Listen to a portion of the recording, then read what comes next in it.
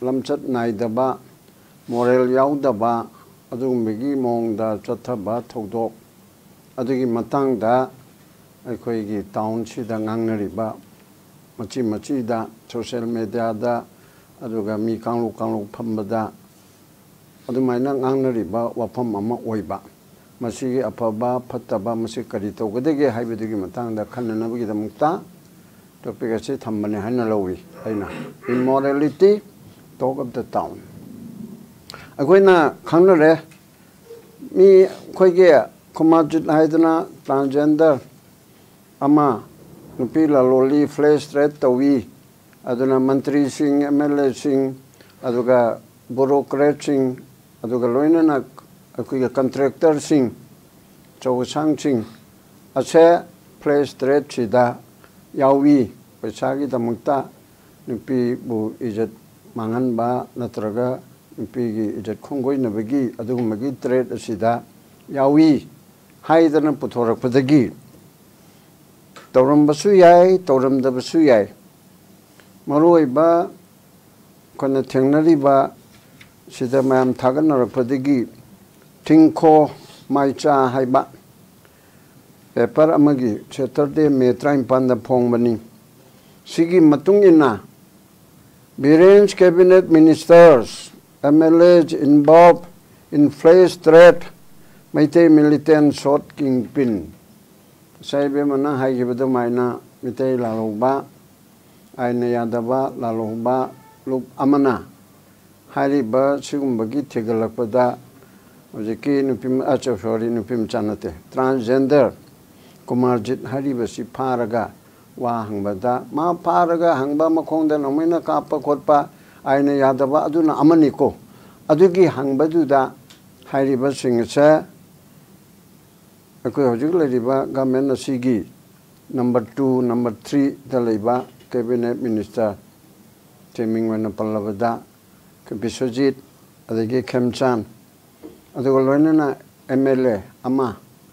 MLA do Rameswar kaubade anini adu moina sum hainarapada kakchingi ne hai photo da so adu mali adagi education SK director chinnata batai mamam su hai bani adu mayam dudi 15 hujike mari sida hujike chepong china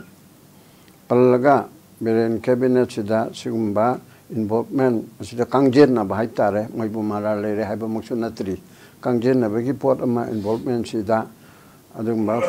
press threat sida adumba yaurabra haibigi pot ama leire haina lae luri bidi akoige manipur Meitei samaj saharisi Hindu da base tabu harisi ko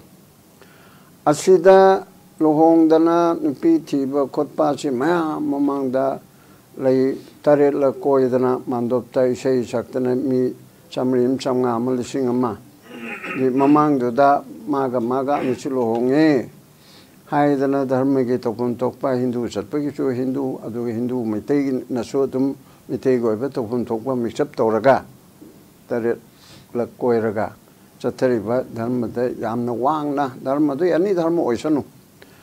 chatnabi hai tare custom mari lo daso aduna adugumba tawriba duda yam wangna thamba nupi haibese mutu manipur khunai sidadi date kontra mari polap asi si manungda big brother riba meitei asina nupi gi sanman tawba nupi gi bebhar tawba nupi na koi mang thaba khunai ma even though koi male dominated society ne the hajarabasu koi di nupi na mang thangba 1904 nupi lan 1939 chak tang mi nupi lan adigi di nisabandi 1975 akopatu di hairaroi 1980 maina paibi sumaina mathang lakpa hojik su me ahum dagina hojik pawba chaye me henbagi asida sarkarna maron thokdadana thabuk tawphum thokpatu tawdadana leiri punamag sidi aikoidi kandaba yade aidana aikoigi nupi singna mang thadana thoibana yaba nupana ngamdabado nupi ning amimna aduna adugumba nupi khunai bu beba chauna thamba wangna thamgraba adugumba pot asida asigumba ꯂꯂꯣꯟꯕ ꯄꯩꯁꯥ ꯈꯔ ꯇꯥꯟꯅꯅꯕꯒꯤꯗꯃꯛꯇ ꯍꯛꯆꯥꯡ ꯌꯣꯟꯊꯣꯛꯑꯒ ꯂꯂꯣꯟꯕ ꯑꯗꯨꯒꯨꯝꯕ ꯀꯥꯡꯕꯨ ꯑꯗꯨꯗ ꯑꯩꯈꯣꯏꯒꯤ ꯈ꯭ꯋꯥꯏꯗꯒꯤ ꯃꯔꯨ ꯑꯣꯏꯔꯤꯕꯗꯤ ꯂꯩꯄꯥꯛꯁꯤꯒꯤ ꯂꯩꯄꯥꯛ ꯉꯥꯛꯄꯗ ꯌꯥꯎꯔꯤꯕ ꯅꯝꯕꯔ 2 ꯅꯝꯕꯔ 3 ꯌꯥꯝꯅ ꯃꯔꯨꯑꯣꯏꯕ ꯃꯤꯅꯤꯁꯇꯔꯁꯤꯡ ꯑꯁꯤ ꯀꯥꯡꯖꯦꯟꯅꯩ ꯍꯥꯏꯕꯁꯦ ꯃꯁꯤ ꯍꯦꯛ ꯇꯥꯕꯗ ꯑꯉꯛꯄ ꯑꯃ ꯄꯣꯛꯑꯦ ꯌꯦꯁ ꯃꯣꯏ ꯃꯔꯥꯜ ꯂꯩꯔꯝꯗꯕ ꯌꯥꯏ ꯑꯩꯈꯣꯏꯅ ꯍꯥꯏꯔꯤꯕꯗꯤ ꯃꯣꯏ ꯃꯔꯥꯜ ꯂꯩ ꯍꯥꯏꯕꯒꯤ ꯅꯠꯇꯦ ꯆꯦꯟꯅꯔꯦ ꯍꯥꯏꯗꯅ ꯍꯥꯏꯔꯕꯅꯤꯅ ꯀꯔꯤ ꯇꯧꯕ ꯇꯥꯏ ꯃꯁꯤ ꯀꯣꯛꯅꯕ ꯑꯩꯗꯤ ꯌꯥꯎꯗꯦꯍꯦꯅ ꯍꯥꯏꯕꯗꯨꯅ ꯌꯥꯒꯗ꯭ꯔꯥ ꯏꯟꯀ꯭ꯋꯥꯏꯔꯤ ꯑꯃ ꯇꯧꯕ ꯆꯪꯗ꯭ꯔꯥ ꯏꯟꯀ꯭ꯋꯥꯏꯔꯤ ꯑꯁꯤꯗ ꯍꯥꯏꯔꯤꯕ ꯃꯤꯅꯤꯁꯇꯔ ꯑꯅꯤ ꯏꯀꯥꯏ ꯈꯨꯝꯅꯅꯤꯡꯉꯥꯏ ꯃꯁꯛ ꯑꯣꯏꯔꯕ ꯃꯤꯅꯤꯁꯇꯔ ꯑꯅꯤ MLA ꯑꯃ 에듀케이션 다이렉터 ꯕ꯭ꯌꯨꯔꯣꯀ꯭ꯔꯦꯠ ꯑꯃ ꯐꯣꯡꯅ ꯌꯥꯎꯔꯤꯕꯁꯦ ꯃꯁꯤ ꯆꯦꯟꯅꯗꯦ ꯍꯥꯏꯕ ꯎꯠꯅꯅꯕ ꯏꯟꯀ꯭ꯋꯥꯏꯔꯤ ꯑꯃ ꯗꯔꯀꯥꯔ ꯂꯩꯌꯦꯕ ꯍꯥꯏꯗꯤ ꯍꯥꯏ ꯀꯣꯔꯠ ꯖꯖꯔꯥ ꯅꯠꯇ꯭ꯔꯒ ꯁꯦꯁꯟ ꯖꯖꯒꯤ ꯔꯦꯡꯛꯇꯒꯤꯔꯥ ꯇꯥꯗꯕ ꯑꯃꯅ ꯏꯟꯀ꯭ꯋꯥꯏꯔꯤ ꯀꯃꯤꯁꯟ ꯑꯣꯐ ꯏꯟꯀ꯭ꯋꯥꯏꯔꯤ 1952ꯒꯤ ꯃꯈꯥꯗ ꯑꯣꯏꯔꯕꯁꯨ ꯅꯠꯇ꯭ꯔꯒ ꯑꯦꯗꯃꯤꯅꯤꯁꯇ꯭ꯔꯦꯇꯤꯚ ꯏꯟꯀ꯭ꯋꯥꯏꯔꯤꯕꯨ ꯑꯣꯏꯔꯕꯁꯨ ꯑꯗꯨꯒꯨꯝꯕ ꯏꯟꯀ꯭ꯋꯥꯏꯔꯤ ꯑꯃ ꯆꯨꯝꯅꯒꯤ ꯀꯦꯁ ꯑꯃ ꯂꯧꯈꯠꯄꯅꯗꯤ ꯌꯥꯔꯣꯏ ꯀꯦꯁ ꯑꯃꯗꯤ ꯍꯧꯖꯤꯛꯀꯤ ꯀꯨꯃꯥꯔꯖꯤꯠ ꯍꯥꯏꯅ ꯅꯣꯡꯃꯩꯅ ꯀꯥꯞꯄꯤꯕꯁꯤꯒꯤ FIR ꯑꯃ ꯂꯩꯔꯝꯃꯅꯤ ꯑꯩꯗ ꯁꯣ ꯃꯣꯇꯣ ꯑꯣꯏꯔꯁꯨ ꯅꯠꯇ꯭ꯔꯒ ꯃꯥꯅ ꯋꯥꯀꯠꯄ ꯑꯣꯏꯔꯕꯁꯨ ꯑꯃ ꯂꯩꯔꯝꯃꯅꯤ ꯑꯗꯨꯗ ꯊꯤꯔꯒꯁꯨ ꯑꯗꯨꯝ ꯌꯥꯗ ꯌꯥꯕꯅꯦꯕ ꯀꯃꯥꯏꯅ ꯇꯧꯅ ꯀꯥꯞꯄꯤꯕꯅꯣ ꯀꯅꯥꯅꯣ ꯑꯗꯩ ꯅꯪꯅ ꯍꯥꯏꯔꯨꯔꯤ ꯃꯤ ꯃꯃꯤꯡ ꯄꯜꯂꯤꯕꯗꯣ ꯀꯅꯥꯅꯣ ꯑꯗꯒꯤ ꯀꯔꯝꯕ ꯃꯇꯝꯗꯅꯣ ꯃꯤꯅꯤꯁꯇꯔ ꯑꯃ ꯍꯥꯏꯔꯤꯕ ꯃꯤꯅꯤꯁꯇꯔ ꯑꯅꯤꯁꯤꯅ ꯀꯧꯕꯁꯤ ꯇꯥꯡ ꯀꯌꯥꯗ ꯀꯔꯤ ꯊꯥꯗ ꯀꯔꯝꯕ ꯆꯍꯤꯗ ꯀꯔꯝꯕ ꯅꯨꯄꯤꯗꯨ ꯃꯃꯤꯡꯗ ꯍꯥꯏꯗꯣꯛꯑꯣꯏ ꯑꯗꯨ ꯇꯧ ꯍꯥꯏꯅ ꯏꯟꯀ꯭ꯋꯥꯏꯔꯤꯁꯨ ꯏꯟꯚꯦꯁꯇꯤꯒꯦꯁꯟꯗ ꯀꯨꯞꯅꯕꯨꯗꯤ ꯇꯧꯕ ꯌꯥꯏꯑꯕ ꯑꯗꯨꯕꯨ ꯃꯅꯤꯄꯨꯔ ꯄꯨꯂꯤꯁꯀꯤ ꯑꯩꯈꯣꯏ ꯍꯧꯖꯤꯛꯀꯤ ꯂꯩꯔꯤꯕ ꯐꯤꯕꯝꯁꯤꯗꯗꯤ ꯑꯗꯨꯃꯥꯏꯅ ꯇꯧꯗꯧ ꯃꯥꯟꯗꯦꯕ ꯑꯗꯨ ꯉꯝꯃꯣꯏꯗꯕꯅꯤꯅ ꯃꯊꯛꯇꯒꯤ ꯏꯟꯐ꯭ꯂꯨꯌꯦꯟꯁ ꯂꯥꯛꯀꯗꯕꯅꯤꯅ ꯏꯟꯀ꯭ꯋꯥꯏꯔꯤ ꯀꯃꯤꯁꯟ ꯑꯃꯒꯤ ꯃꯈꯥꯗ ꯏꯟꯀ꯭ꯋꯥꯏꯔꯤ ꯇꯧꯔꯒ ꯍꯥꯏꯔꯤꯕ ꯃꯔꯥꯜ ꯂꯩꯇꯕ ꯀꯥꯡꯖꯦꯟꯅꯕꯗ ꯌꯥꯎꯗꯕ ꯃꯤꯅꯤꯁꯇꯔ ꯂꯩꯄꯥꯛꯀꯤ ꯁꯦꯕꯥ ꯇꯧꯔꯤꯕ ꯏꯔꯥꯏ ꯂꯥꯏꯅ ꯍꯦꯛꯇ ꯍꯥꯏꯕ ꯌꯥꯕ꯭ꯔꯣ ꯑꯗꯨꯗꯤ ꯀꯔꯤꯒꯤ ꯍꯥꯏꯔꯤꯅꯣ ꯍꯦꯛꯇ ꯀꯤꯔꯦ ꯍꯥꯏꯔꯒ ꯃꯟꯇ꯭ꯔꯤ ꯑꯃꯅ ꯍꯦꯛꯇ ꯍꯥꯏꯖꯤꯟꯕ ꯌꯥꯕ꯭ꯔꯣ ꯑꯩ ꯍꯥꯠꯀꯗꯧꯔꯦ ꯑꯗꯨꯅꯗꯤ ꯃꯉꯣꯟꯗ ꯍꯥꯏꯖꯤꯜꯂꯒ ꯑꯩ ꯀꯝꯅꯤ ꯍꯥꯏꯕꯒꯤ ꯋꯥ ꯅꯠꯇꯦꯕ ꯆꯦꯟꯅꯔꯝꯗꯕ ꯌꯥꯏꯑꯕ ꯀꯣ ꯑꯣꯅꯔꯦꯕꯜ ꯃꯤꯅꯤꯁꯇꯔꯁꯤꯡꯁꯦ MLAꯁꯦ ꯑꯣꯔ 에듀케이션 ꯗꯥꯏꯔꯦꯛꯇꯔꯁꯦ ꯕꯠ ꯆꯦꯟꯅꯗꯦ ꯁꯤ ꯃꯣꯏ ꯃꯁꯥꯒꯤ ꯑꯣꯏꯅ ꯑꯩꯅ ꯍꯥꯏꯔꯤꯕꯗꯤ ꯃꯣꯏ ꯃꯁꯥꯒꯤ ꯑꯣꯏꯅ ꯌꯥꯏꯐꯅꯕ ꯏꯟꯀ꯭ꯋꯥꯏꯔꯤ ꯑꯃ ꯇꯧꯅꯅꯕ ꯃꯣꯏꯅ ꯑꯗꯨꯝ ꯍꯥꯏꯒꯗꯕꯅꯦꯕ ꯑꯣ ꯑꯩꯉꯣꯟꯗ ꯁꯨꯃꯥꯏꯅ ꯇꯧꯅ ꯃꯔꯥꯜ ꯑꯃ ꯁꯣꯏꯔꯕꯣꯏꯗꯤ ꯃꯗꯨ ꯑꯔꯥꯟꯕ ꯃꯔꯥꯜꯅꯤ ꯏꯟꯀ꯭ꯋꯥꯏꯔꯤ ꯑꯃ ꯇꯧ ꯑꯥꯏ ꯑꯦꯝ ꯔꯦꯗꯤ ꯃꯇꯝ ꯈꯔꯒꯤ ꯑꯣꯏꯅ ꯏꯟꯀ꯭ꯋꯥꯏꯔꯤꯗꯨ ꯄꯦꯟꯅ ꯇꯧꯅꯅꯕ ꯑꯩ ꯐꯝꯗꯒꯤ ꯉꯥꯏꯍꯥꯛꯇꯪ ꯐꯝ ꯊꯥꯗꯣꯛꯀꯦ ꯍꯥꯏꯕ ꯊꯣꯛꯑꯦꯕ ꯑꯗꯨꯒ ꯃꯗꯨꯒꯨꯝꯕꯒꯤ ꯄꯣꯠ ꯑꯁꯦ ꯀꯩꯗꯧꯔꯒꯦꯕꯨ ꯄꯣꯂꯤꯇꯤꯀꯦꯜꯂꯤ ꯇꯧꯕ꯭ꯔꯥ ꯇꯧꯗꯕ꯭ꯔꯥ ꯍꯥꯏꯕ ꯃꯌꯥꯝꯁꯦ ꯇꯧꯔꯒ ꯑꯩꯈꯣꯏꯒꯤ ꯒꯃꯦꯟꯒꯤ ꯂꯦꯚꯦꯜꯗ ꯇꯧꯔꯛꯏꯕꯅꯤꯅ ꯑꯣꯄꯣꯖꯤꯁꯟ ꯂꯩꯔꯤꯕ ꯃꯅꯤꯄꯨꯔꯗ ꯀꯣꯡꯒ꯭ꯔꯦꯁ CPI ꯑꯣꯄꯣꯖꯤꯁꯟꯁꯤꯡꯁꯤꯅ ꯂꯥꯎꯐꯝ ꯊꯣꯛꯇ꯭ꯔꯣ ꯆꯨꯝꯅꯒꯤ ꯃꯤꯆꯝ ꯑꯃꯅꯗꯤ ꯃꯤꯅꯤꯁꯇꯔꯗꯨꯒꯤ ꯃꯊꯛꯇ ꯑꯗꯨ ꯍꯥꯏꯔꯦ ꯑꯗꯨ ꯏꯟꯀ꯭ꯋꯥꯏꯔꯤ ꯇꯧꯕꯤꯌꯨ ꯍꯥꯏꯗꯤ ꯃꯤꯗꯨ ꯀꯤꯅꯦꯕ ꯌꯥꯝ ꯍꯥꯏꯔꯛꯑꯦꯕꯀꯣ ꯑꯩꯈꯣꯏ ꯉꯝꯃꯣꯏ ꯂꯥꯎꯔꯣꯏ ꯃꯩꯔꯥ ꯄꯥꯏꯕꯤꯁꯨ ꯀꯤꯌꯦꯕ ꯏꯟꯗꯤꯕꯤꯖꯨꯋꯦꯜ ꯑꯣꯏꯅ ꯄꯨꯜꯂꯒꯗꯤ ꯉꯝꯒꯅꯤ ꯑꯗꯨꯗ ꯑꯩ ꯂꯣꯏꯁꯤꯜꯂꯒꯦ ꯑꯗꯨꯃꯥꯏꯅ ꯇꯧꯕꯗꯨꯗ ꯑꯗꯨ ꯇꯧꯔꯤꯕꯗꯨꯗ ꯀꯣꯡꯒ꯭ꯔꯦꯁꯅ ꯃꯣꯏꯒꯤ ꯃꯥꯌꯣꯛꯇ ꯇꯧ ꯍꯥꯏꯕ ꯅꯠꯇꯦ ꯏꯟꯀ꯭ꯋꯥꯏꯔꯤ ꯑꯃ ꯇꯧꯅꯅꯕ ꯇꯧꯍꯜꯂꯨ ꯏꯟꯀ꯭ꯋꯥꯏꯔꯤꯗꯨꯗ ꯑꯁꯦꯡꯕ ꯈꯪꯗꯣꯛꯑꯒ ꯑꯣꯅꯔꯦꯕꯜ ꯃꯤꯅꯤꯁꯇꯔꯁꯤꯡꯁꯦ ꯆꯞ ꯆꯥꯅ ꯇꯧꯐꯝ ꯊꯣꯛꯄ ꯁꯥꯁꯣꯟꯗꯣ ꯑꯗꯨꯝ ꯇꯧ ꯍꯥꯏꯕꯁꯨ ꯌꯥꯏꯑꯕ ꯑꯗꯨꯅ ꯀꯣꯡꯒ꯭ꯔꯦꯁꯀꯤ ꯑꯩꯒꯤ ꯏꯅꯥꯎ ꯔꯕꯤ ꯈꯥꯟꯁꯨ ꯌꯥꯎꯔꯤꯕꯅꯤꯅ ꯑꯩꯅ ꯍꯪꯉꯤꯕꯁꯦ through him ꯀꯣꯡꯒ꯭ꯔꯦꯁꯇ ꯍꯪꯉꯤꯕꯁꯦ ꯅꯣꯏꯁꯨ ꯇꯨꯃꯤꯟ ꯂꯩꯔꯤ ꯀꯔꯤꯒꯤꯅꯣ ꯅꯣꯏ ꯃꯔꯛꯇꯒꯤꯁꯨ ꯌꯥꯎꯕ ꯖꯥꯠꯂꯣ ꯍꯥꯟꯅ ꯌꯥꯎꯔꯝꯕ ꯌꯥꯏ ꯌꯥꯎꯔꯝꯗꯦꯕ ꯑꯗꯨꯗꯤ ꯑꯩꯈꯣꯏ ꯈꯪꯗ꯭ꯔꯦ ꯍꯧꯖꯤꯛꯀꯤ ꯕ꯭ꯔꯪ ꯁꯥꯔꯤꯕ ꯇꯣꯛ ꯑꯣꯐ ꯗ ꯇꯥꯎꯟ ꯑꯣꯏꯔꯤꯕꯁꯦ ꯄ꯭ꯔꯖꯥꯒꯤ ꯏꯟꯇꯔꯦꯁꯇ ꯅꯣꯏꯅꯁꯨ ꯅꯩꯅꯕ ꯇꯥꯏꯗꯅ ꯏꯟꯀ꯭ꯋꯥꯏꯔꯤ ꯇꯧꯅꯅꯕ ꯍꯥꯏꯕ ꯇꯥꯏꯗꯅ ꯃꯣꯏ ꯃꯟꯇ꯭ꯔꯤꯁꯤꯡꯗꯨꯒꯤ ꯃꯥꯌꯣꯛꯇ ꯅꯠꯇꯦ ꯃꯥꯌꯣꯛꯇꯅꯦꯅ ꯈꯟꯒꯅꯨ ꯃꯟꯇ꯭ꯔꯤꯁꯤꯡꯗꯨꯒꯤ ꯐꯅꯅꯕꯅꯤꯅ ꯃꯣꯏ ꯌꯥꯎꯔꯝꯗꯕ ꯇꯥꯔꯒꯗꯤ ꯍꯦꯟꯅ ꯐꯕ ꯑꯣꯏꯗꯣꯔꯤꯕꯅꯤ ꯌꯥꯎꯔꯝꯃꯒꯅ ꯑꯗꯨꯝ ꯇꯣꯛꯆꯔꯦꯗꯅ ꯑꯥꯏꯟꯒꯤ ꯃꯇꯨꯡ ꯏꯟꯅ ꯗꯟꯗꯤ ꯐꯪꯖꯔꯦꯗꯅ ꯑꯗꯨ ꯇꯧꯅꯕ ꯍꯣꯠꯅꯕ ꯆꯨꯝꯃꯦ ꯁꯨꯃꯥꯏꯅ ꯑꯍꯥꯟꯕꯗ ꯊꯝꯖꯒꯦ ꯄꯥꯕꯨꯡ ꯈꯥꯏꯗꯦꯝꯃꯅꯤꯗ ꯂꯥꯛꯆꯒꯦ ꯄꯥꯕꯨꯡ ꯃꯁꯤꯗ ꯑꯩꯈꯣꯏꯒꯤ ꯀꯨꯃꯥꯔꯖꯤꯠ ꯂꯥꯏꯁ꯭ꯔꯝꯒꯤ ꯊꯣꯛꯂꯤꯕ ꯏꯁꯨ ꯑꯁꯤꯗ ꯑꯩꯈꯣꯏꯒꯤ ꯃꯁꯛ ꯅꯥꯏꯔꯕ ꯂꯝꯗꯝꯁꯤꯒꯤ ꯐꯝꯅꯥꯏꯕ ꯀꯌꯥ ꯆꯦꯟꯅꯔꯤ ꯑꯗꯨꯒ ꯃꯁꯥꯅ ꯑꯩꯈꯣꯏꯁꯤ ꯆꯦꯟꯅꯗꯦ ꯍꯥꯏꯕ ꯁꯦꯡꯗꯣꯛ ꯋꯥꯔꯣꯜꯁꯨ ꯑꯩꯈꯣꯏꯅ ꯍꯧꯖꯤꯛꯐꯥꯎꯒꯤ ꯑꯣꯏꯅ ꯂꯣꯏꯅꯃꯛ ꯁꯦꯡꯗꯣꯛꯄꯒꯤ ꯋꯥꯐꯝꯁꯤ ꯊꯦꯡꯅꯖꯗ꯭ꯔꯤ ꯑꯣꯖꯥ ꯃꯁꯤꯗ ꯑꯣꯖꯥꯒꯤ ꯑꯣꯏꯕ ꯀꯔꯤ ꯍꯥꯏꯕꯤꯅꯤꯡꯕꯒꯦ ꯍꯣꯏ ꯃꯁꯤ ꯍꯧꯖꯤꯛ ꯅꯩꯅꯔꯤꯕꯁꯤ ꯏꯃꯣꯔꯦꯂꯤꯇꯤ ꯇꯣꯛ ꯑꯣꯐ ꯗ ꯇꯥꯎꯟ ꯂꯝꯆꯠ ꯅꯥꯏꯗꯕꯒꯤ ꯋꯥꯊꯣꯛ ꯑꯃ ngangnaribasini minister chenaba MLA chenaba aduga bureaucrat officer chenaba aduga loinana tongan ba contractor atai su mayam su haibugum tawi ache khwaigi maruwaribche masana sengdokjaba chumdokjana baina khwaigi tajana si yamnadi phajaba tawroidabani kadabutai press media gi role si am chawe expose to butayaba ko Delhi degi aikoina nipi angangi chuje peje chakcha adigi yu thakpa nisa chaba churup thakpa adu toroga party toba adugi mayam mamlore edana afabade amuk media da kanuamatang toba sarkar gi mayokta kanuamatang toba do wa launa toba see for example koise da maru oidaba Kejriwal laiba chief minister dugi PA duna magi MP amachangak pada phui phude MP muchangak he phubu yabro adu phui hai phude hai asida loy namak party ani BJP Aam Aadmi Party mi lakh procession chatana ko amana madulali amana lande chief minister yauram gani yauram moy what is this mogi method du chummalan manata mogi pau phutphong da aina observe tawripse Manipur dana Honorable Home Minister na Manipur ke lal se terrorism nate kanglup ani de tawna bani bhot haido ga ai dum themge yani Chief Minister Honorable Chief Minister na tha ka gi momang da hai gre Manipur thogai ba pamba kuki narco terrorist mapani changpa sing aduna tawbani Home Minister na terrorism nate Chief Minister na terrorism gi act ni Masi Karigino say, wow, Taudan taken in a Chengdo Konoidana, Asida, Home Minister resigned to Buyaba, Minister resigned to Bova, Uirudra, and of Gosaminaga Pangam of the Pramanamni. Other that, other day, Kanona, Amisana, terrorism not the high. Adege Manipurna, CCM Nadi, terrorism ni high, higher than Noga Lane. Asida made the Agirol, she saw. Say in a casual Putoibido. Kachori taba moi party machengi PA duga adi Rajya Sabha ki MP tuna Mr. Onabaya ya de moi manungi wani puram me aenge matune case locally pharaga jail thamjani puram dare tum tokshani aduda ruling party asina mayam MP MLA minister mayam hauradana migi yausu yaudaba hiramadu de yaudreko Kejriwal gi imung da thoya haibuani adu ma yaurang bani yauram wadar yauram moidra na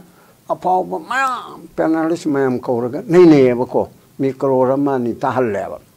whereas madu di lai pak interest na te ba moi party manungi ni maran torame nupi porame adu jail changjani ai matungina toram dre tum toksani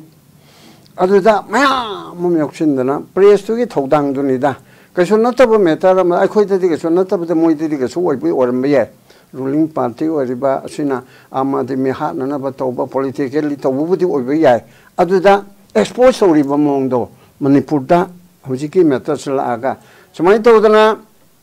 transgender amana nupi lalondana tobu khotpada yawi haidana aina yadaba lalolu amana pharaga namaina kap khare makhongda aduki kesama Asi adigi matangda adigi mana haidorakpada minister ani MLA ama education SK director ama adigi contractor kanano haiba mayam masi toraga haire atai macha machola nai mi hongba chawbudo adusu to oi haire ba punamak ase mase government gi oiba number 2 number 3 da leiba ministership oiba nina honorable chief minister na action law from Thoktra. Haibadi constitution ki matungina representation of people's act ki matungina maruina constitution da chief minister na magi cabinet minister single loina la collective responsibility legeda bani minister amana mi haluraba minister du loktho aga khoi puna makena te mana mi khoi marakta chu soibi yaune ma du aina loktho haiba ma natra masana tokche hiba ma karigma tokche dragana tok dragana nang tanthue akoi loina makchi nang na maram oidana chentare haina tawduine bako ꯃꯃꯥꯡꯉꯩꯗ V ꯁꯤꯡꯅ ꯍꯔꯤꯌꯥꯅꯥꯒꯤ deputy prime minister ꯑꯣꯏꯕꯗꯣ ꯏꯟꯗꯤꯌꯥꯒꯤ ꯑꯗꯣ ꯃꯥꯒ ꯃꯣꯠ ꯈꯦꯠꯅꯔꯦ ꯍꯥꯏꯗꯅ ꯑꯔꯥꯟꯕ ꯇꯧꯔꯕꯁꯨ ꯅꯠꯇꯦ ꯑꯗꯣ ꯅꯪ ꯊꯣꯛꯄꯤꯔꯣ ꯀꯦꯕꯤꯅꯦꯠꯇꯒꯤ ꯍꯥꯏꯅ ꯇꯣꯛꯑꯦꯕ ꯑꯗꯨꯅ ꯐꯨꯜ ꯔꯦꯁꯄꯣꯟꯁꯤꯕꯤꯂꯤꯇꯤꯁꯦ ꯆꯤꯐ ꯃꯤꯅꯤꯁꯇꯔꯒꯤꯁꯨ ꯑꯣꯏꯔꯛꯑꯦꯕ ꯀꯔꯤꯒꯤꯅꯣ ꯑꯣꯏꯔꯤꯁꯦ ꯃꯣꯏ ꯑꯅꯤꯅ ꯑꯔꯥꯟꯕ ꯇꯧꯔꯨꯕ ꯈꯛꯀꯤ ꯋꯥ ꯅꯠꯇꯦ ꯇꯧꯔꯝꯗꯕꯁꯨ ꯌꯥꯏ ꯃꯤꯡꯆꯠꯇꯤ ꯊꯤꯍꯜꯂꯦꯗꯅ ꯑꯗꯨꯗꯤ ꯀꯃꯥꯏꯅ ꯇꯧꯔꯤꯕꯅꯣ ꯍꯥꯏꯗꯅ ꯉꯁꯥꯏ ꯀꯩꯅꯣꯅꯁꯨ ꯔꯕꯤꯀꯥꯟꯇ ꯃꯅꯨꯡꯗ ꯊꯤꯒꯠꯂꯝꯕꯁꯨ ꯌꯥꯏꯀꯣ ꯃꯥꯒꯤꯗꯤ ꯊꯤꯒꯠꯐꯝꯁꯨ ꯊꯣꯛꯄꯅꯤ ꯀꯔꯤꯒꯤꯅꯣ ꯅꯣꯏ ꯑꯅꯤꯅ ꯁꯨꯃꯥꯏꯅ ꯇꯧꯔꯤꯕꯁꯦ ꯑꯣꯅꯔꯦꯕꯜ ꯃꯦꯝꯕꯔ ꯑꯅꯤ ꯑꯣꯅꯔꯦꯕꯜ ꯃꯤꯅꯤꯁꯇꯔ ꯑꯅꯤ ꯀꯃꯥꯏꯅ ꯇꯧꯕꯅꯣ ꯀ꯭ꯂꯥರಿꯐꯤꯀꯦꯁꯟ ꯄꯤꯌꯨ ꯑꯦꯛꯁꯄ꯭ꯂꯦꯅꯦꯁꯟ ꯄꯤꯌꯨ ꯍꯥꯏꯅ ꯇꯧꯔꯝꯕ ꯌꯥꯏ ꯇꯧꯁꯨ ꯇꯧꯐꯝ ꯊꯣꯛꯄꯅꯤ ꯇꯧꯔꯝꯗ꯭ꯔꯒꯁꯨ ꯇꯧꯒꯗꯕꯅꯤ ꯑꯗꯨꯗꯒꯤ ꯃꯤꯌꯥꯝꯅ ꯊꯥꯖꯅꯕ ꯎꯠꯅꯅꯕ ꯅꯣꯏ ꯅꯔꯥ ꯂꯩꯇꯦ ꯂꯩꯇꯕ ꯑꯣꯏꯔꯁꯨ ꯃꯇꯝ ꯈꯔ ꯅꯣꯏ ꯄꯣꯊꯥꯎ ꯑꯗꯨꯒ ꯏꯟꯀ꯭ꯋꯥꯏꯔꯤ ꯑꯃ ꯇꯧꯍꯟꯁꯤ ꯅꯨꯃꯤꯠ 5ꯅꯤ 10ꯅꯤ ꯊꯥꯈꯥꯏ ꯑꯃ ꯑꯗꯨꯐꯥꯎꯗꯪꯗꯤ ꯄꯣꯊꯥꯎ ꯑꯗꯨꯒ ꯅꯔꯥ ꯂꯩꯇꯦ ꯑꯗꯨ ꯎꯠꯂꯨ ꯃꯤꯌꯥꯝꯗ ꯎꯠꯁꯤ ꯑꯩꯈꯣꯏꯒꯤꯁꯨ ꯃꯥꯏ ꯑꯣꯏꯅꯕ ꯍꯥꯏꯗꯅ ꯑꯗꯨ ꯇꯧꯒꯗꯕꯅꯦꯕ ꯑꯗꯨꯅ ꯑꯗꯨꯒꯨꯝꯕꯗꯨꯗ ꯆꯤꯐ ꯃꯤꯅꯤꯁꯇꯔꯅ head of the council of minister ꯑꯣꯏꯅ ꯂꯧꯒꯗꯕꯅꯤ ꯍꯧꯖꯤꯛꯀꯤ ꯍꯥꯏꯔꯤꯕ ꯃꯦꯇꯔꯁꯦ it should be taken seriously ꯁꯦꯛꯁ ꯀ꯭ꯔꯥꯏꯝꯗ ꯁꯦꯛꯁ ꯑꯦꯁꯣꯜꯠ ꯇꯧꯕꯗ ꯑꯗꯨꯒꯨꯝꯕ ꯂꯩꯕꯁꯤꯗꯤ ꯂꯣ ꯂꯩꯖꯩꯑꯕꯀꯣ ꯃꯗꯨ ꯏꯝꯄ꯭ꯂꯤꯃꯦꯟ ꯇꯧꯅꯅꯕ ꯑꯗꯨꯒꯨꯝꯕ ꯃꯌꯥꯝ ꯑꯃ ꯂꯩꯖꯩ ꯑꯗꯨ ꯅꯠꯇꯕ ꯑꯩ ꯍꯥꯏꯅ ꯏꯃꯣꯔꯦꯂꯤꯇꯤꯒꯤ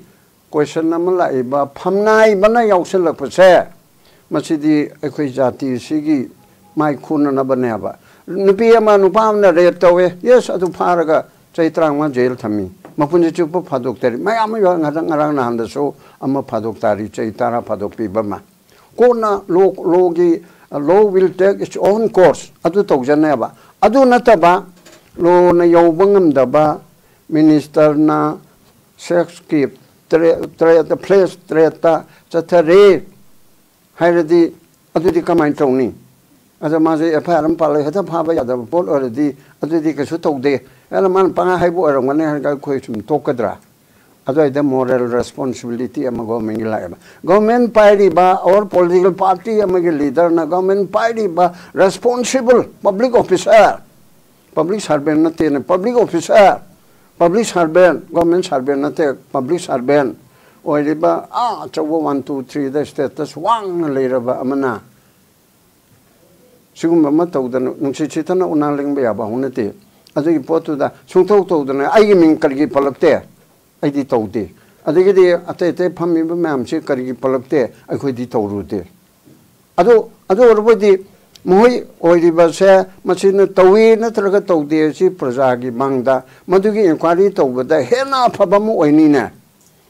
सुमाय तौना तौबसु नतबमदा कन्ना हाजिलक्तना ट्रांसजेंडर अमना हाजिलक्पदगी मंत्री सिंगदो मदु हाइदन मसा मथंदा तोक्सदना इंक्वायरी तवे याम फै अदुना मोरे हेंगलकनेबा फॉर एग्जांपल इंडिया की प्राइम मिनिस्टर ओइगिबा लाल बहादुर शास्त्री असिना नेहरू की मतमदा रेलवे मिनिस्टर ओयबको ट्रेन एक्सीडेंट नमा यूपी दरकर ओयदुना कावरे ट्रेन एक्सीडेंट नमा थोकपा कांदा ट्रेन माना थौरुबा नते माना ऑफिसर नते रेलवे की लैरिबा इंजिन नुंजिनदुगी माना कछु खंगबा नते मादी मिनिस्टर नि क्वाइगे माकोता पॉलिसी मेकर रेलवे कया चलन गदगे चलन लोइदगे हाइने तौबा मिनिस्टर के लेवल याम वांगरबा अदो मागी ट्रेन चेनबदा सोइदना एक्सीडेंट तौदमी का सिरे अदोदि आइगी रेस्पोंसिबिलिटी नि आइने सेक्शन दबदगी थोकपनी हाइदना माना सोइब मुक्त नतबदो आइने सेक्शन दबदगी सोइबनी हाइदना मोरल रेस्पोंसिबिलिटी लौरगा माना तोक्थो एबको मारा कैसो लेतबदो कनामतनसो नंग तो उचो हाइदबा नंग नारा लेरे चो हाइदबा इंक्वायरी तौरेरगा मारा लेबो ऑफिसर सिंग सेक्शन दबा टेक्नीशियन सिंग दंदी पीरिमनेबा तो अदुना हौजिकी लाइबसिदा सिगी मैटर से अखोइना अस मसी याना अदिगी ngसाइगा हाइरिबदुदा माइना पाइबि माइ बेल खर नमादि मारा लेते करिगिनो मोइना दो हाइरिबसे मोइना उरबजाला लेबगी छु उरमोय उफम थोकते लेतबगी छु उबे यादे मिसंग खोमनरगा तौबसिबु करिगिनो सिगी सिस्टम छि नुंगाइ रोइने अरान मम तौरे माइ जुमि यांखै चामा पैसा पिरगा खोमगा मादि मारा लेते ने हेलाउबा अदिग सोनजबा उपाय लेजदबा अमगिना दुम पत्ता तुंखै लेबा मसिगी सिस्टम सिदा अखोइ चले मसे आई स्ट्रांगली यानिंदे अखोइगी अरान म तौबा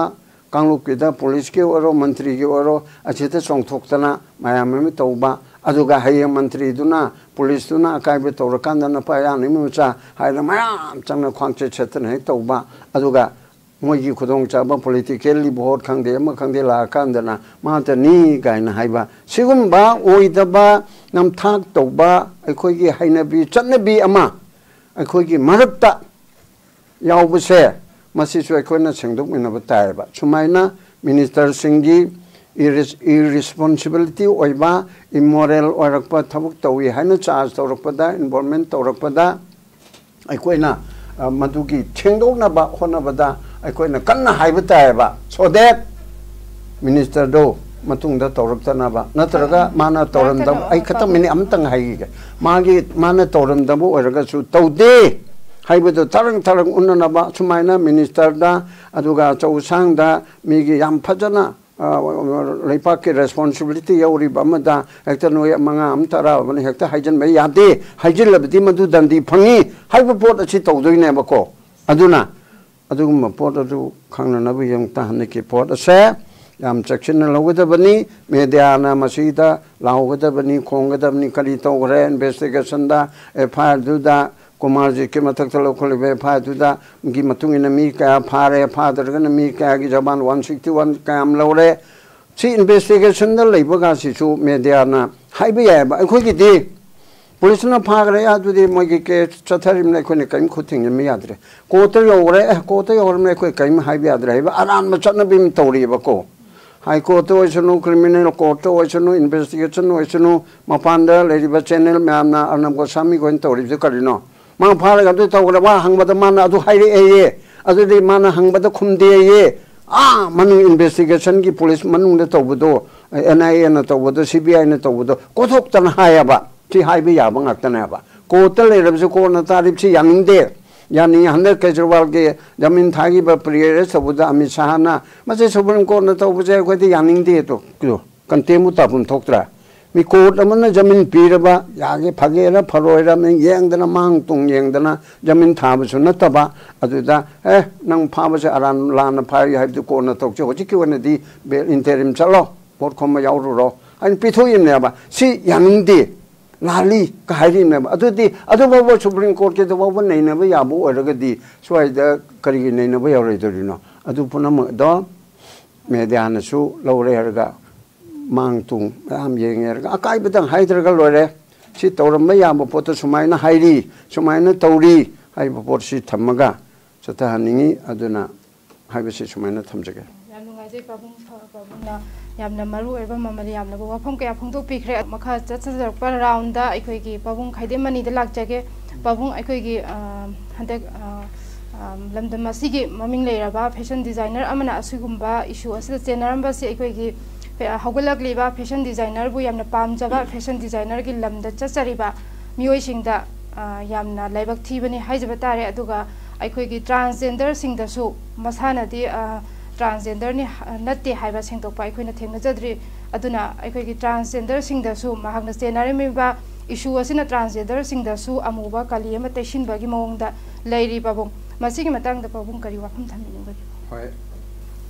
अखोइसे तर मखाइदा लोगदबो अरंगनी अकोन बे राउंड छि तेंथक ना मिनिट तराय मनुंगदा थमनाबो अरंगनी नत्रा चुमे हौजिकी हाइबसिदा ट्रांसजेंडर मयाम सिना हौजिति मी मखल अहुम हाइरेको ममांगैददि अखोइना आंगांग ओरिङैददि मी मखल कयानो अनिदनि नुपी अमा नुपा हाइबा नुपी हाइबा मा हौजिकति मी मखल अहुम हाइरेबा नुपा अमा नुपी अमा अदगि ट्रांसजेंडर से नुपी मानबी नुपाना साबनी होय अतोपा मफम खरददि अखोइगी हिजरा हाइना यूपी गुम्बददि लै महोइदु ट्रांसजेंडर मनुंग चंगद समर होमो हाइबमसु लै अदो मदवागी एरादो मचखरे अदुना हजिकी हारिबसिदा कुमारजितना तौरिबसे मा ट्रांसजेंडर नते हाइदने सेंगदुइ हाइबनेबा अदो मोय पामजरमोय ट्रांसजेंडर ओइबदुना नुपी मानबी हाइबदुमदि हाइरबनिना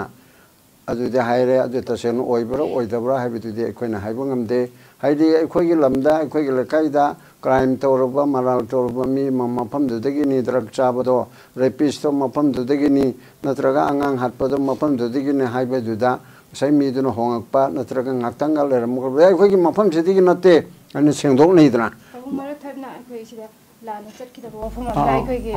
ꯀꯨꯃꯥꯔꯖꯤꯠ ꯂꯥꯏꯁ꯭ꯔꯝꯅꯗꯤ ꯃꯁꯥꯅꯗꯤ ꯃꯍꯥꯛꯁꯤ ꯇ꯭ꯔꯥꯟꯁꯖꯦꯟꯗꯔ ꯅꯠꯇꯦ ꯍꯥꯏꯕ ꯋꯥꯐꯝꯗꯨ ꯁꯦꯡꯗꯣꯛꯇ꯭ꯔꯤ ꯑꯗꯨꯒ ꯑꯩꯈꯣꯏꯒꯤ ꯇ꯭ꯔꯥꯟꯁꯖꯦꯟꯗꯔꯁꯤꯡꯅꯗꯤ ꯃꯍꯥꯛꯁꯤ ꯇ꯭ꯔꯥꯟꯁꯖꯦꯟꯗꯔ ꯅꯠꯇꯦ ꯍꯥꯏꯕ ꯋꯥꯐꯝ ꯑꯗꯨ ꯑꯗꯨ ꯑꯣꯏꯔꯗꯤ ꯌꯦꯁ ꯑꯗꯨ ꯂꯥꯛꯑꯒꯦ ꯑꯗꯨꯗꯤ ꯀꯨꯃꯥꯔꯖꯤꯠ ꯃꯁꯥꯅ ꯑꯗꯨ ꯃꯥꯗꯤ ꯅꯣꯡꯃꯩꯅꯁꯨ ꯄꯥꯟꯅ ꯁꯣꯛꯏꯕꯅꯤ ꯀꯤꯁꯨ ꯀꯤꯔꯝꯃꯅꯤꯗ ꯑꯩ ꯅꯠꯂꯤ ꯅꯠꯇꯦ ꯀꯥꯏꯅ ꯁꯦꯡꯗꯣꯛꯅꯕꯒꯤ ꯃꯉꯣꯟꯗ ꯑꯀꯤꯕ ꯑꯃ ꯂꯩꯔꯝꯗꯧ ꯃꯥꯜꯂꯦ ꯑꯩꯅ ꯁꯨꯝ ꯈꯟꯕꯗ ꯑꯗꯨ ꯇ꯭ꯔꯥꯟꯁꯖꯦꯟꯗꯔꯅꯤ ꯅꯠꯇ꯭ꯔꯒ ꯅꯠꯇꯦ ꯍꯥꯏꯕꯗꯨꯗꯤ ꯃꯥꯅ ꯁꯦꯡꯗꯣꯛ ꯇꯥꯏ ꯑꯗꯨ ꯃꯥꯅ ꯍꯥꯏꯕꯗꯒꯤ ꯂꯂꯣꯟꯂꯨꯞ ꯑꯃꯅ ꯐꯥꯔꯤꯕ ꯄꯨꯜꯂꯤꯕꯗ ꯇ꯭ꯔꯥꯟꯁꯖꯦꯟꯗꯔꯒ ꯍꯥꯏꯅ ꯍꯥꯏꯕꯁꯤ ꯃꯥ ꯀꯅꯥꯅꯣ ꯅꯃꯤꯡ ꯀꯔꯤ ꯀꯧꯏ ꯅꯃꯥꯏ ꯃꯃꯤꯡ ꯀꯔꯤ ꯀꯧꯏ ꯅꯆꯤꯟ ꯏꯅꯥꯎ ꯀꯌꯥꯅꯣꯅ ꯍꯪꯉꯤꯗꯅꯀꯣ ꯚꯤꯗꯤꯑꯣꯗꯨꯗ ꯑꯗꯨꯅ ꯃꯥ ꯇ꯭ꯔꯥꯟꯁꯖꯦꯟꯗꯔꯅꯤ ꯍꯥꯏꯕꯁꯤ ꯍꯥꯏꯔꯕꯅꯤꯅ ꯁꯣꯝꯗ ꯑꯩ ꯉꯁꯥꯏ ꯍꯥꯏꯔꯤꯕ ꯄ꯭ꯔꯃꯥꯟ ꯄꯤꯒꯦ ꯇꯧꯔꯤꯕꯗꯣ ꯑꯩꯈꯣꯏ ꯂꯩꯀꯥꯏꯗꯒꯤ ꯅꯠꯇꯦ ꯑꯗꯒꯤ ꯑꯩꯈꯣꯏ ꯀꯥꯡꯂꯨꯞ ꯅꯠꯇꯦꯅ ꯍꯥꯏꯕꯗꯨꯒꯤ ꯚꯥꯞꯇ ꯃꯥ ꯍꯥꯏꯖꯕ ꯑꯣꯏꯔꯤꯅꯦꯕ ꯃꯌꯥꯝꯁꯤꯅ ꯑꯗꯨ ꯑꯣꯏꯗꯦ ꯍꯥꯏꯕꯗꯨ ꯑꯗꯨ ꯇꯣꯛꯑꯣ ꯏꯀꯣꯟ ꯀꯣꯟꯕꯗ ꯇꯦꯟꯇꯛꯅ ꯑꯩꯅ ꯊꯝꯅꯤꯡꯕꯗꯤ ꯍꯧꯖꯤꯛꯀꯤ ꯌꯥꯝ ꯃꯔꯨꯑꯣꯏꯕꯗ ꯉꯁꯥꯏ ꯍꯥꯏꯅꯕꯗ ꯅꯨꯡꯁꯤ ꯅꯨꯡꯉꯣꯜ ꯂꯩꯕꯁꯤ ꯌꯥꯝ ꯃꯔꯨꯑꯣꯏꯕ ꯃꯤꯑꯣꯏꯕꯒꯤ ꯄꯨꯟꯁꯤꯗ ꯂꯣꯏꯅꯃꯛ ꯌꯥꯎꯒꯅꯦꯕꯀꯣ ꯑꯁꯤꯗ ꯑꯊꯤꯡꯕ ꯂꯩꯇꯦꯕ ꯃꯥꯒꯤ ꯌꯥꯅꯕꯗꯨꯗ ꯑꯗꯨ ꯑꯊꯤꯡꯕ ꯂꯩꯇꯦ ꯃꯗꯨꯅ ꯁꯃꯥꯖꯗ ꯀꯥꯏꯍꯜꯂꯛꯑꯕ ꯂꯅꯥꯏ ꯅꯨꯄꯥ ꯑꯃꯒ ꯅꯨꯄꯤ ꯑꯃꯒ ꯂꯩꯁꯥꯕꯤ ꯑꯃꯒ ꯄꯥꯈꯪ ꯑꯃꯒ ꯅꯨꯡꯁꯤꯅꯕꯗꯨꯅ ꯁꯣꯔꯣꯛ ꯃꯌꯥꯏꯗ ꯅꯨꯡꯁꯤꯅꯕꯒꯤꯅꯦ ꯍꯥꯏꯗꯅ ꯍꯦꯛ ꯀꯔꯝ ꯏꯀꯥꯏꯉꯣꯟꯗ ꯀꯣꯟꯅꯔꯛꯑꯦꯅꯦ ꯂꯟꯗꯟꯗ ꯇꯧꯋꯦꯗꯅ ꯑꯗꯨꯗꯤ ꯁꯤꯗꯗꯤ ꯌꯥꯗꯦꯕ ꯑꯗꯨꯅ ꯑꯗꯨꯒꯨꯝꯕꯗꯨ ꯃꯥꯒꯤ ꯇꯣꯉꯥꯟꯅ ꯇꯧꯖꯒꯗꯕ ꯅꯨꯡꯁꯤ ꯅꯨꯡꯉꯣꯜ ꯍꯥꯏꯁꯤ ꯄꯨꯟꯁꯤꯗ ꯆꯪꯗꯕ ꯌꯥꯗ꯭ꯔꯕꯅꯤ ꯂꯥꯏ ꯐꯥꯎꯕ ꯁ꯭ꯔꯤ ꯀ꯭ꯔꯤꯁꯅ ꯐꯥꯎꯕ ꯅꯨꯡꯁꯤ ꯅꯨꯡꯉꯣꯜꯒꯤꯗ ꯅꯠꯇ꯭ꯔꯣ ꯑꯌꯥꯝꯕ ꯔꯥꯙꯥꯒ ꯀ꯭ꯔꯤꯁꯅꯒ ꯍꯥꯏꯅ ꯍꯥꯏꯔꯤꯕꯁꯦ ꯂꯣꯏꯅꯃꯛꯁꯦ ꯑꯗꯨꯅ ꯂꯥꯛꯅꯤꯡꯉꯤ ꯄꯣꯟꯗꯤ ꯑꯗꯨꯒꯤ ꯄꯣꯠ ꯑꯗꯨꯅ ꯑꯃꯅꯤ ꯄꯥꯈꯪ ꯂꯩꯁꯥꯕꯤ ꯅꯨꯡꯁꯤꯅꯕ ꯃꯇꯩ ꯃꯅꯥꯎ ꯅꯨꯡꯁꯤꯅꯕ ꯑꯗꯨꯗꯒꯤ ꯍꯥꯏꯔꯤꯕꯁꯤꯡ ꯑꯗꯣ ꯑꯗꯒꯤ ꯃꯌꯥꯝꯁꯤꯒꯤ ꯃꯔꯛꯇ ꯐ꯭ꯔꯦꯟꯂꯤ ꯑꯣꯏꯅ ꯅꯨꯡꯁꯤꯕ ꯀꯔꯤ ꯇꯧꯕ ꯀꯩꯁꯨ ꯀꯥꯏꯗꯦꯕ ꯑꯗꯨ ꯅꯠꯇꯕ ꯁꯃꯥꯖꯗ ꯑꯀꯥꯏꯕ ꯄꯤꯔꯛꯀꯗꯕ ꯑꯣꯏꯔꯕꯗꯤ ꯃꯗꯨ ꯑꯔꯥꯟꯕ ꯑꯃꯅꯦꯕ ꯑꯗꯨꯒꯤ ꯃꯊꯛꯇ ꯐꯝꯅꯥꯏ ꯇꯨꯅꯥꯏꯕ ꯑꯃꯅ ꯅꯨꯄꯤ ꯅꯍꯥꯗ ꯑꯗꯨ ꯇꯧꯔꯦ ꯑꯗꯥ ꯇꯧꯔꯦ ꯍꯥꯏꯕ ꯃꯤꯡꯆꯠ ꯊꯤꯕ ꯀꯦꯔꯦꯛꯇꯔꯂꯦꯁ ꯑꯣꯏꯕ ꯃꯣꯔꯦꯂꯤꯇꯤ ꯍꯥꯏꯕꯁꯦ ꯃꯁꯤ ꯌꯥꯝꯅ ꯐꯖꯕ ꯃꯑꯣꯡꯗꯅꯤ ꯏꯝꯃꯣꯔꯦꯜ ꯍꯥꯏꯔꯒꯗꯤ ꯃꯣꯔꯦꯜ ꯅꯠꯇꯕ ꯍꯥꯏꯕꯗꯤ ꯂꯝꯆꯠ ꯌꯥꯎꯗꯕ ꯃꯌꯥꯝꯅ ꯆꯠꯅꯕ ꯄꯣꯠ ꯑꯗꯨ ꯌꯥꯎꯗꯕ ꯑꯗꯨꯒꯨꯝꯕ ꯃꯤꯁꯕꯤꯍꯦꯕꯤꯌꯔ ꯑꯣꯏꯕ ꯑꯗꯨꯒꯨꯝꯕ ꯀꯦꯔꯦꯛꯇꯔꯂꯦꯁ ꯑꯣꯏꯕ ꯑꯁꯤꯕꯨ ꯏꯝꯃꯣꯔꯦꯜ ꯀꯧꯋꯦꯕ ꯑꯗꯨꯒꯨꯝꯕ ꯏꯝꯃꯣꯔꯦꯜ ꯑꯗꯨꯗꯤ ꯉꯁꯥꯏꯒꯤ ꯔꯕꯤꯅꯁꯨ ꯍꯥꯏꯔꯝꯃꯤ ꯏꯝꯃꯣꯔꯦꯜ ꯑꯃ ꯆꯠꯂꯝꯃꯦ ꯑꯗꯨ ꯑꯣꯏꯔꯗꯤ ꯃꯥꯁꯤ ꯆꯍꯤ 5 ꯄꯤꯅꯤ ꯍꯥꯏꯕ ꯏꯝꯃꯣꯔꯦꯜꯒꯤꯗꯤ ꯂꯩꯇꯦꯕ ꯆꯨꯝꯃꯤ ꯁꯄ꯭ꯔꯦꯁꯟ ꯑꯣꯐ ꯏꯝꯃꯣꯔꯦꯜ ꯇ꯭ꯔꯥꯐꯤꯛ ꯑꯦꯛ ꯍꯥꯏꯗꯅ ꯑꯩꯈꯣꯏ ꯁꯤꯇꯥ SITA ꯍꯥꯏꯗꯤ ꯅꯨꯄꯤ ꯅꯨꯄꯥ ꯄ꯭ꯔꯣꯁꯇꯤꯇ꯭ꯌꯨꯁꯟ ꯇꯧꯅꯔꯝꯕ ꯑꯗꯨꯒꯨꯝꯕ ꯍꯣꯇꯦꯜ ꯑꯃꯗ ꯂꯩꯔꯤꯕ ꯐꯥꯔꯕ ꯑꯗꯨꯒꯤ ꯑꯦꯛ ꯑꯗꯨꯅ ꯑꯃꯅꯤꯀꯣ ꯊꯥ 6 ꯄꯤꯕ ꯌꯥꯕ ꯈꯣꯠꯄ ꯍꯥꯏꯗꯣ ꯑꯗꯨ ꯅꯠꯇꯕꯗ ꯏꯝꯃꯣꯔꯦꯜ ꯑꯣꯏꯕ ꯊꯕꯛ ꯑꯃ ꯇꯧꯕꯗ ꯅꯪ ꯂꯝꯆꯠ ꯃꯥꯡꯕ ꯊꯕꯛ ꯑꯃ ꯇꯧꯔꯦ ꯑꯗꯨ ꯅꯪꯁꯦ ꯐꯥꯔꯒ ꯅꯪ ꯆꯍꯤ 5 ꯖꯦꯜ ꯊꯝꯒꯅꯤ ꯍꯥꯏꯕꯗꯤ ꯂꯩꯇꯦꯕ ꯂꯩꯇ꯭ꯔꯒꯁꯨ ꯀ꯭ꯔꯥꯏꯝ ꯑꯣꯏꯅ ꯇꯧꯔꯒꯗꯤ ꯑꯃꯨꯛ ꯂꯩꯗꯣꯏꯅꯤ ꯑꯗꯨ ꯂꯩꯇ꯭ꯔꯒꯁꯨ ꯍꯧꯖꯤꯛꯀꯤ ꯍꯥꯏꯔꯤꯕꯁꯤ ꯃꯌꯥꯝꯅ ꯇꯨꯀꯠꯆꯅꯕ ꯑꯣꯏꯔꯕ ꯃꯗꯨꯒꯨꯝꯕ ꯄꯣꯠ ꯑꯃ ꯑꯣꯏꯔꯕꯗꯤ ꯉꯁꯥꯏꯒꯤ ꯁꯃꯥꯖꯅ ꯂꯩꯄꯥꯛ ꯃꯤꯌꯥꯝꯅ ꯗꯟꯗꯤ ꯄꯤꯔꯛꯀꯅꯦꯕ ꯑꯗꯨꯅ ꯀꯔꯤ ꯇꯧꯕ ꯇꯥꯏ ꯁꯤꯒꯨꯝꯕ ꯁꯦꯛꯁꯨꯋꯦꯜ ꯑꯣꯐꯦꯟꯁ ꯑꯗꯨꯒ ꯏꯝꯃꯣꯔꯦꯜꯒꯤ ꯑꯣꯏꯕ ꯄꯣꯠ ꯑꯁꯦ ꯃꯁꯤꯒ ꯗ꯭ꯔꯒ ꯂꯂꯣꯜꯂꯤꯕ ꯅꯤꯁꯥꯗ ꯌꯥꯝꯅ ꯑꯆꯧꯕ ꯆꯩꯊꯦꯡ ꯑꯃ ꯐꯪꯍꯜꯂꯤꯕ ꯗ꯭ꯔꯒ ꯇꯦꯔꯣꯔꯤꯖꯝꯒꯤ ꯆꯪꯁꯤꯜꯂꯛꯏꯕꯁꯦ ꯃꯁꯤꯒ ꯑꯗꯨꯒ ꯁꯦꯛꯁ ꯇ꯭ꯔꯦꯗꯁꯤꯒ ꯑꯅꯤꯁꯦ ꯃꯁꯤ ꯍꯥꯏꯅꯁ ꯑꯣꯐꯦꯟꯁ ꯑꯣꯏꯍꯜꯂꯦꯔꯒ ꯃꯁꯤꯒꯤ ꯕꯤꯐꯤꯇꯤꯡ ꯄꯅꯤꯁꯃꯦꯟꯁꯦ ꯇꯧꯍꯟꯕ ꯆꯨꯝꯃꯤ ꯍꯥꯏꯗꯤ ꯇꯦꯔꯣꯔꯤꯁꯒꯨꯝꯅꯅꯦ ꯇꯦꯔꯣꯔꯤꯁ ꯑꯦꯛꯅꯤ ꯑꯗꯨꯗꯤ ꯗꯦꯟꯖꯔꯅꯤꯍꯦ ꯗꯣꯃꯤꯟ ꯊꯥꯕ ꯌꯥꯗꯦ ꯑꯗꯒꯤ NDPSꯅꯤ ꯑꯗꯨꯗꯤ ꯗꯦꯟꯖꯔꯅꯤꯍꯦ ꯍꯥꯏꯕ ꯁꯨꯃꯥꯏꯅ ꯁꯦꯛꯁꯨꯋꯦꯜ ꯑꯣꯐꯦꯟꯁꯇ ꯏꯝꯃꯣꯔꯦꯜ ꯑꯣꯏꯕ ꯑꯆꯧ ꯑꯁꯥꯡꯅ ꯐꯝꯅꯥꯏ ꯇꯨꯅꯥꯏꯕꯅ ꯇꯧꯕꯁꯦ ꯑꯦꯛ ꯑꯣꯐ ꯇꯦꯔꯣꯔꯤꯖꯝꯗ ꯂꯨꯍꯜꯂꯤꯕ ꯑꯗꯨꯃꯥꯏꯅ ꯄ꯭ꯔꯣꯁꯤꯗꯤꯡ ꯆꯠꯊꯔꯛꯄ ꯄ꯭ꯔꯣꯁꯤꯗ꯭ꯌꯣꯔꯗ ꯄꯅꯤꯁꯃꯦꯟꯗ ꯃꯁꯤ ꯂꯨꯍꯟꯕ ꯃꯁꯤ ꯁꯦꯝꯗꯣꯛ ꯁꯦꯝꯖꯤꯟ ꯇꯧꯕ ꯏꯟꯗꯤꯌꯥꯒꯤ ꯑꯅꯧꯕ ꯄꯦꯅꯥꯜ ꯀꯣꯗꯇꯁꯨ ꯈꯔ ꯌꯥꯎꯔꯛꯀꯗꯕ ꯃꯥꯜꯂꯤ ꯑꯗꯨꯒꯨꯝꯕ ꯄꯣꯠ ꯑꯃ ꯇꯧꯍꯟꯕ ꯑꯃ ꯆꯪꯉꯤ ꯑꯗꯨꯅ ꯑꯗꯨ ꯅꯠꯇ꯭ꯔꯕꯗꯤ ꯈꯨꯟꯅꯥꯏꯁꯤꯗ ꯌꯥꯏ ꯍꯥꯏꯗꯅ ꯉꯁꯥꯏ ꯑꯃꯨꯛꯁꯨ ꯍꯟꯖꯤꯜꯂꯦ ꯈꯔ ꯃꯁꯤ ꯑꯦꯛꯁꯄꯣꯖ ꯇꯧꯕ ꯂꯥꯎ ꯈꯣꯡꯕ ꯃꯁꯤ ꯍꯥꯏꯔꯦ ꯍꯥꯏꯔꯒ ꯃꯟꯇ꯭ꯔꯤꯗꯣ ꯏꯖꯠ ꯃꯥꯡꯍꯜꯂꯦ ꯃꯥꯁꯦ ꯃꯔꯥꯜ ꯂꯩꯔꯕꯅꯤ ꯍꯥꯏꯕ ꯅꯠꯇꯦꯀꯣ ꯃꯟꯇ꯭ꯔꯤꯁꯤꯡꯗꯣ ꯑꯁꯦꯡꯕ ꯑꯣꯏꯔꯝꯕ ꯌꯥꯏ ꯑꯩꯈꯣꯏꯒꯤ ꯃꯟꯇ꯭ꯔꯤ ꯃꯣꯜꯂꯝꯗꯧꯁꯨ ꯃꯥꯟꯗꯦ ꯕꯠ मोली मोंदे हाइबदो अदु लो फुल्ली मी कांगलुप अमना कनो अमना कमिटी अमना थिगल हलोबा गवर्नमेंट ना सेमगा मोखैगी मथक्ते एलिगेशन लेब्रा लेतब्रा सेक्रेटरी अमना सेक्रेटरी थिगतपदि याररोय मिनिस्टर तोक्तरगदि साइगी रबिनसु हाइग्रे पावर द लेना लेना इंक्वायरी चथो हाइबदुदि यारोयबा अदु मतम खरा तो अलगा तोगेरा नत्रगा च मिनिस्टर ना मागी मिनिस्टरियल ओइबे एक्शन दा एक्सप्लेनेशन कौगेरा अमन तौरगा सेंदो एरगा ओ किसु लेरमदरे फरे हरगा मेता दु लोचिनजे बोजि लालौचिदा कुकी लामेन टु हेन मा चिंगना सिदा चथारेबा चही अमा हेंजिलाबा भारत की सिपाही चिंगना कुकी लामेन टु हेन मा चिंगदा मतेंग पांगा मितेदे अटैक तौबनी एदने एनएसएन आईएम ना हाइरिबा सिगी सेंदोक चिंगिन तौगदबा मयाम सिदा तौदलदना अखोई मसेंग मरता हा मादी नुपी द चोपी अदु चोपती सि तौंग लेरेबा अदुन हियांग मितेगी लोंदादा हियांग येंगदा तुम्बागी सेल थोबदो अदु तौंग लेरेबा इशूजी थैननबा तौरिबजाला हाइबा मखलेबा थुना लोचलननबा मणिपुर सरकारना मरिल नेमा थोरितन मरुवन ऑनरेबल चीफ मिनिस्टर ना अफबगी ओइबा मरा लेरमदबगी ओइबा मरा लेरमिगी ओइबा अदु कुपना थिजलगा एक्शन लोकनबा तौबियु